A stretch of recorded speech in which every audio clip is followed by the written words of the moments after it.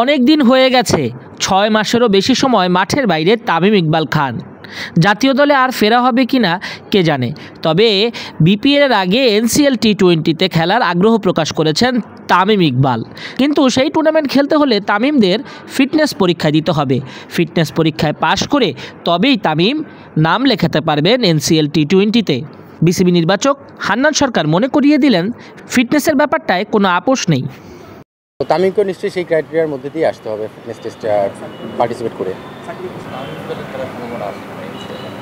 তামিম ইকবালের বিষয়টা আসলে এটা তো তামিমের কল, পাশাপাশি হচ্ছে এখানে বোর্ডের আমাদের টপ ম্যানেজমেন্ট রয়েছেন, তাদেরও কিছু কল রয়েছে। বাট তামিম এনসিএল টি-20টা খেলবে এটা মোটামুটি একটা তার ইচ্ছা পোষণ করেছে এবং সেই জায়গাটায় তার খেলাটা মোটামুটি কনফার্ম আপনি ধরে নিতে পারেন।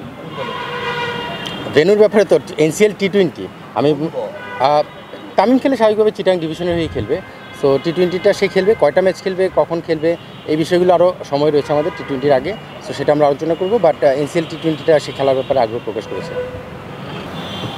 ফিটনেস টেস্ট সবাইকে দিতে হবে, এটা আমাদের একদম বেসিক একটা ক্রাইটেরিয়া, যেটা হলো ফিটনেস টেস্টে অ্যাটেন্ড করবে, তারপরে তার একটা টার্গেট থাকে, সেই টার্গেটটা রিচ করতে হবে। কিছু কিছু সিনিয়র প্লেয়ারের ক্ষেত্রে আপনি দেখবেন যে আমাদের ফিটনেস টেস্টে আমাদের যে মানে ফার্স্ট টার্গেট যেটাকে রিচ করতে হবে সেটা রিচ না করেও 2 জন প্লেয়ারকে আমরা সুযোগ দিয়েছি যারা সিনিয়র প্লেয়ার, তাদের ক্ষেত্রে সেরকমটা হয়েছে যারা ন্যাশনাল লিগ এখনও খেলছে। সো তামিমকেও নিশ্চয়ই সেই ক্রাইটেরিয়ার মধ্যে দিয়ে আসতে হবে ফিটনেস টেস্টে পার্টিসিপেট করে। সাকিবের বিষয়ে আমার কাছে আসলে কোনো তথ্য নেই, আমি কিছুই জানি না। সো সেই ব্যাপারে আমি আসলে কোনো কমেন্টস করতে পারবো না। ভাই এনসিএলে বেশ কিছু পারফর্মারের কথা বলছেন, সেখানে অমিত হাসানও ছিলেন। পুরো আসলে 7টা ইনিংস খেলেছেন, যেখানে একটা ডাবল সেঞ্চুরিও রয়েছে এবং আরও 2টা 50ও রয়েছে। 33 ম্যাচে তার আসলে অ্যাভারেজটা 50-এর মতো। যখন আসলে বাংলাদেশ জাতীয় দলে 2 জন সিনিয়র প্লেয়ার নাই, সেখানে তাকে আসলে বিবেচনা করেছিলেন কিনা সেটা নিয়ে আলোচনা হয়েছিল কিনা। আমরা দেখতে পেয়েছি আসলে ফরহাদ হোসেন লম্বা সময় ফার্স্ট ক্লাস খেলেছেন, 9,000-এর বেশি রান করেছে, কখনো জাতীয় দলে সুযোগ পাননি।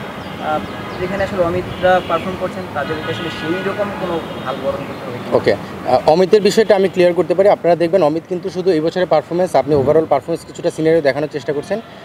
সে জাতীয় লিগে ডেবু হওয়ার পর থেকে প্রতি বছর রান করেছে ডোমেস্টিক ক্রিকেটে, ফার্স্ট ক্লাস ক্রিকেটে। সো ডোমেস্টিকে পারফর্ম করার পরে সে তার নেক্সট স্টেজটা হচ্ছে এইচপিতে আসা বা নেক্সট প্রোগ্রামের মধ্যে আসা। সেখানে কিন্তু গত 3 বছর প্লাস সে এইচপি স্কোয়াডে রয়েছে।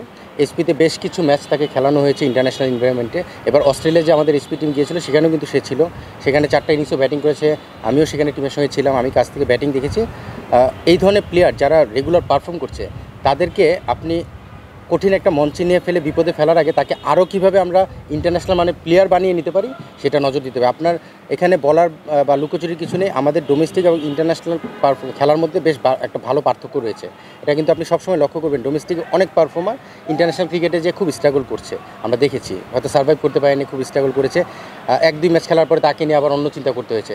সো অমিত এমন একজন প্লেয়ার যাকে আমরা দেখছি রেগুলার রান করছে, তাকে আমরা রেডি করার প্রসেসের মধ্যে রেখেছি।